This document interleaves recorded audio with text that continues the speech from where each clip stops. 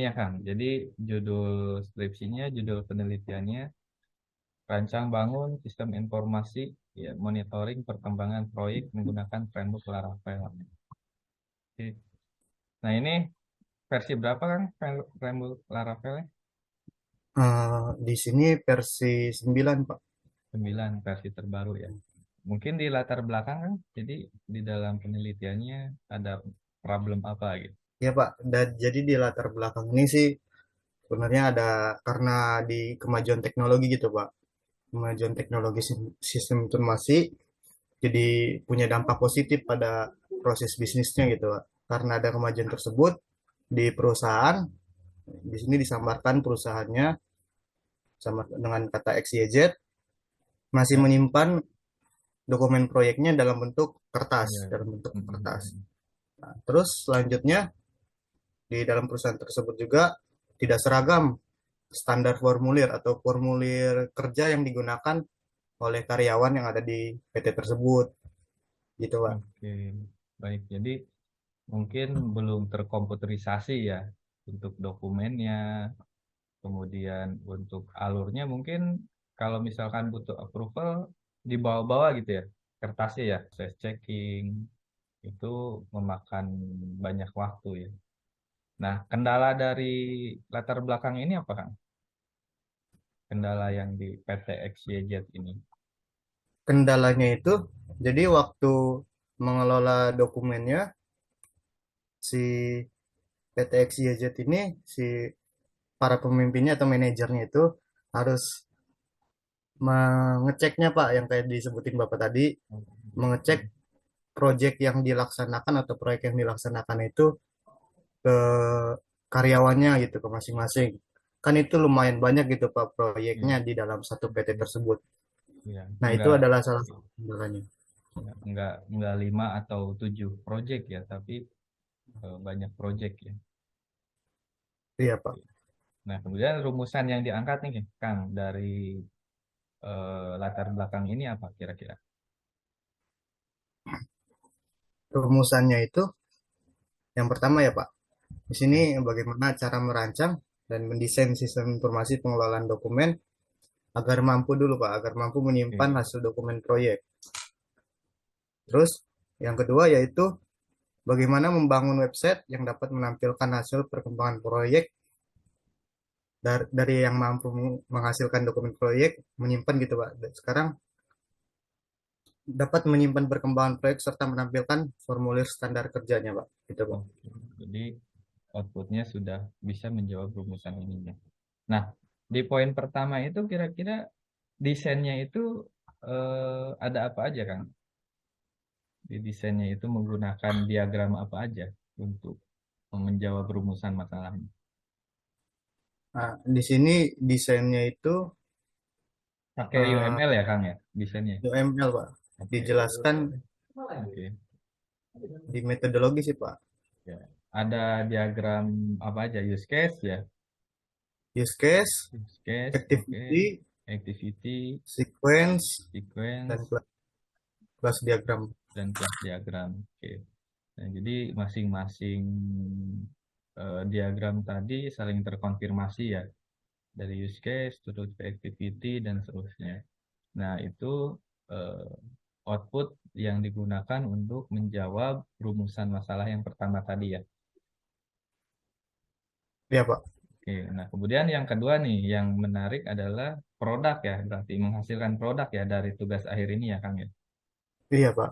Oke, membangun website, menampilkan hasil ya, perkembangan proyek, serta menampilkan formulir standar kerja. Oke, jadi ini udah outputnya udah berupa program web based ya, Iya, Pak. Kang. Oke. Nah, mungkin kalau boleh silakan di share screen Kang, gimana hasil akhirnya dari output ya, Boleh, output produk dari eh, sistem yang dibuat ini. Nah, untuk programnya ini kan sudah Pak. diimplementasikan berapa lama di perusahaan yang jadi objek penelitian ini? Di bulan Februari kemungkinan sudah di running Pak aplikasi. bulan Februari ya sudah diimplementasikan untuk programnya. Oke, nah jadi ini buat rekan-rekan sekalian yang menonton video ini. Jadi Kang Firmando itu sebelumnya magang ya di perusahaan di kawasan Surya Cipta Karawang, dan itu ada problem di situ, ada problem di tempat magang, ya dibuatkan solusi dengan membangun sistem. Nah, kemudian dari situ ya dilanjut ke tahap tugas akhir gitu ya. Jadi case-nya, masalahnya didapat dari tempat magang, kemudian dilanjut untuk tema tugas akhir gitu ya. Nah, kemudian dari tugas akhir tuh ya karena ada apa namanya case sebelumnya gitu, kemudian ada progres sebelumnya, jadi dilanjut. Nah, jadi di tahap proposal, kemudian penyiapan bab satu dan seterusnya, ya, itu dilakukan berdasarkan real case permasalahan yang ada di tempat magang sebelumnya. Seperti itu. Iya Pak, seperti itu. Oke, baik. Nah, ini hasil produk dari penelitian Kang Firmando ya. Boleh Kang mungkin dicoba login buat kita semua bisa lihat fitur yang ada di program. Baik Pak. Sebelumnya ini untuk loginnya tidak ada fitur daftarnya gitu. Jadi yang Ya, daftar itu harus dari dari administratornya admin orang langsung ya. Oke. langsung Pak.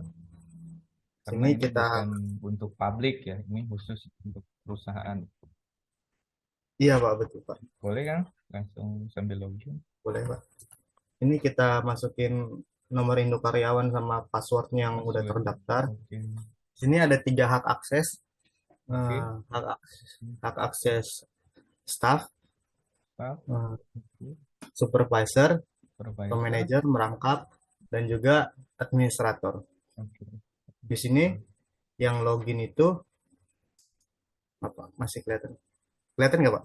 Kelihatan. Sip, kelihatan. Masih ya? Start ya, yang ini Kang ya. Login Nah, start. yang di sini ada login sebagai staff. Oke.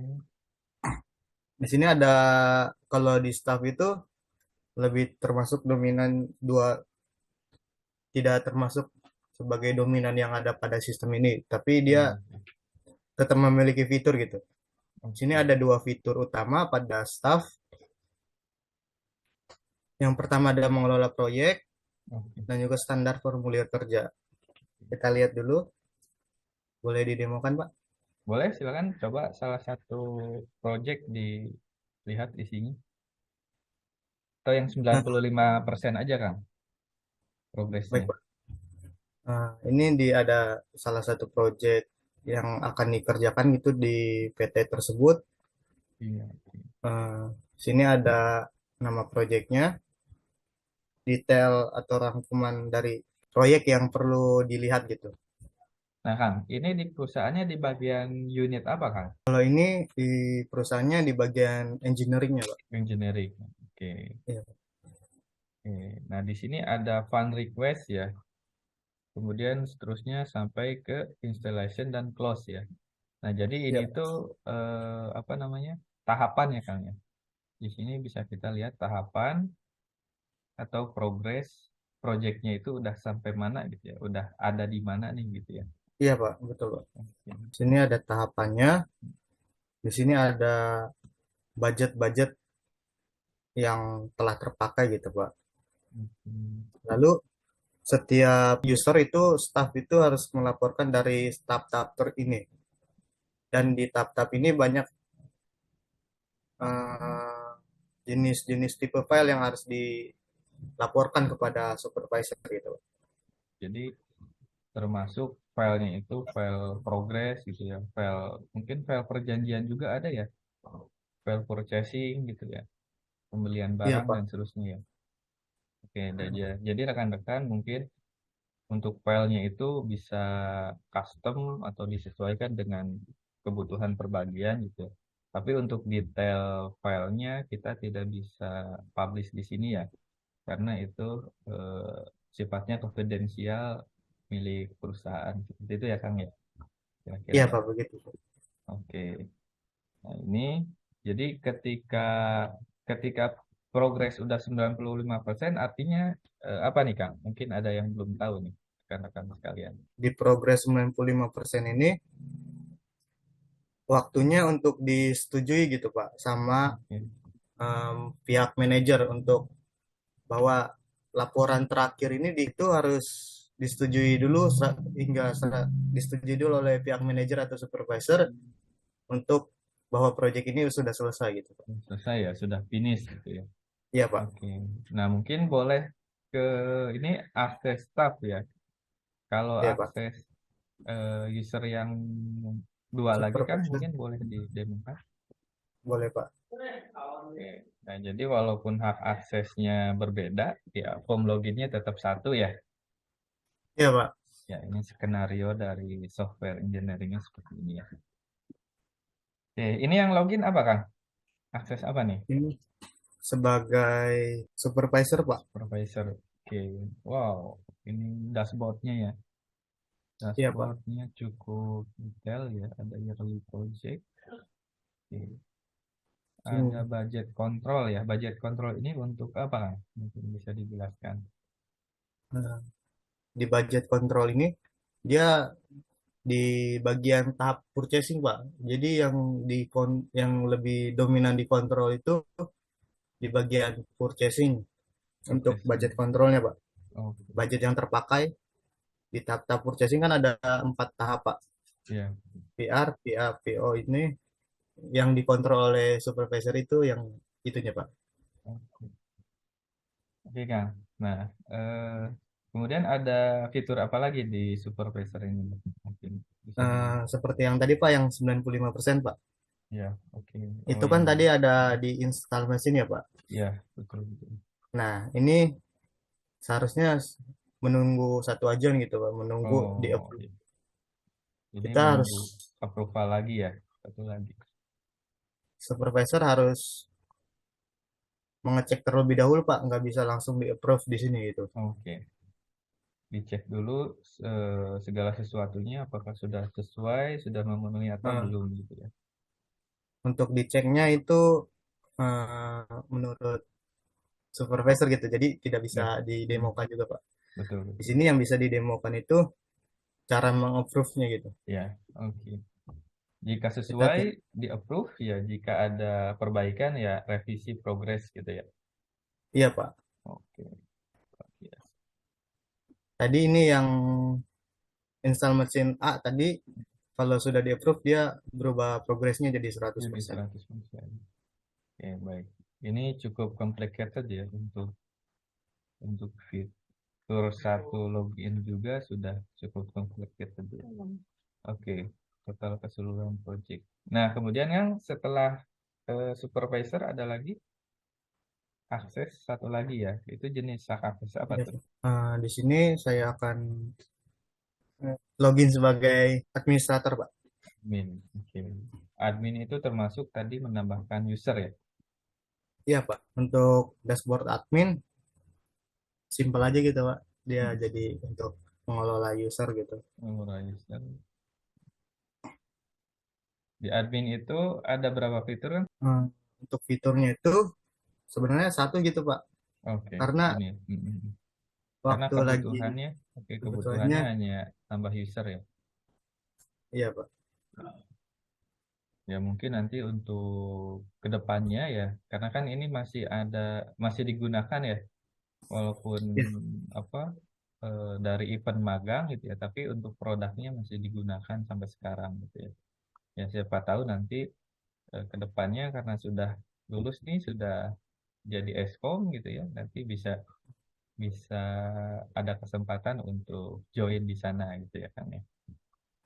Oke, iya. oke kan, Semoga saja. ini produknya ya. Nah kemudian Ya, dari kesimpulan penelitiannya Kang, mungkin bisa bisa disampaikan nih. Oke, dari latar belakang masalah, dari judul, dari problem, dari tema gitu ya.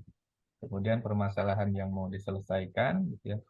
Tadi itu di desain ya, desainnya menggunakan UML. Mungkin rekan-rekan nanti detailnya bisa lihat di deskripsi nanti ada desain yang dibuat di bab 4 ya. Iya, Pak. Kemudian di output yang kedua ya yaitu produk berupa programming. Ya, Kang, mungkin boleh ke Ya, slide kesimpulan kan? boleh, Pak. Saya share screen aja, Pak. Ya, silahkan.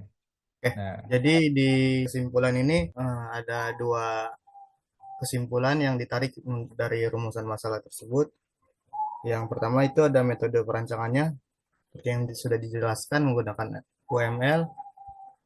Dan juga yang kedua ini, penelitian ini juga berhasil dikembangkan gitu, Pak. Suatu website yang namanya Sistem Informasi Monitoring Perkembangan Proyek. Dibangun menggunakan bahasa PHP dengan frameworknya Laravel, dan juga metode pengembangan perangkat lunaknya itu menggunakan Agile dengan frameworknya Scrum. ya. Oke.